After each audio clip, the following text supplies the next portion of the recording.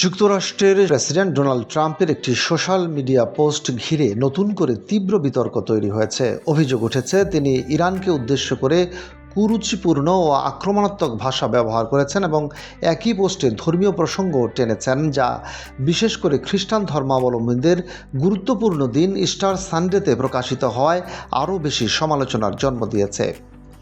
প্রতিবেদন অনুযায়ী 2 April Iran দাবি করে যে তারা যুক্তরাষ্ট্রের একটি F-15E যুদ্ধবিমান ভূপাতিত করেছে।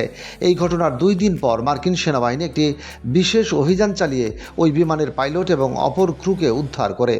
এই সামরিক উত্তেজনার পরপরই ট্রাম্প তার সামাজিক যোগাযোগ মাধ্যম ট্রুথ সোশ্যালে একটি পোস্ট দেন, যা পরবর্তীতে ব্যাপক আলোচনার জন্ম দেয়। ওই পোস্টে ট্রাম্প ইরানকে উদ্দেশ্য করে অত্যন্ত কঠোর ও অশালীন ভাষা ব্যবহার করেন বলে বিভিন্ন সংবাদ মাধ্যমে উল্লেখ করা হয়েছে।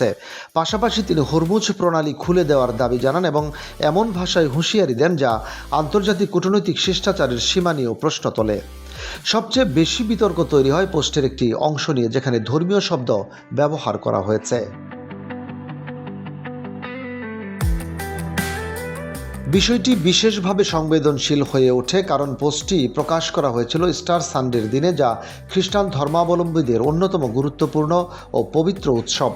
এই কারণে যুক্তরাষ্ট্রের ভেতরে ব্যাপক প্রতিক্রিয়া দেখা দেয়। প্রতিবেদনে আরও বলা হয়েছে, দ্য ওয়াল স্ট্রিট জার্নাল সূত্রে জানা যায়, ট্রাম্পের পোস্ট প্রকাশের পরপরই রিপাবলিকান পার্টির একাধিক সিনেটর এবং খ্রিস্টান ধর্মীয় নেতারা হোয়াইট হাউসের সঙ্গে যোগাযোগ করেন। তারা জানান, এমন একটি পবিত্র দিনে রাষ্ট্রপ্রধানের পক্ষ থেকে অশোভন ভাষা ব্যবহার এবং ধর্মীয় শব্দের এমন প্রয়োগ তাদের কাছে গ্রহণযোগ্য নয়। খ্রিস্টান নেতাদের একাংশ মনে করেন ইস্টার সানডের মতো দিনে এই ধরনের পোস্ট ধর্মীয় অনুভূতিকে আঘাত করেছে এবং এটি একজন রাষ্ট্রনেতার কাছ থেকে অপ্রত্যাশিত আচরণ। অন্যদিকে রাজনৈতিক মহলে বিষয়টি নিয়েও আলোচনা শুরু হয়েছে। বিশেষ করে সোশ্যাল মিডিয়ায় রাষ্ট্রীয় বক্তব্যের সীমা কোথায় হওয়া উচিত এ নিয়ে নতুন বিতর্ক তৈরি হয়েছে।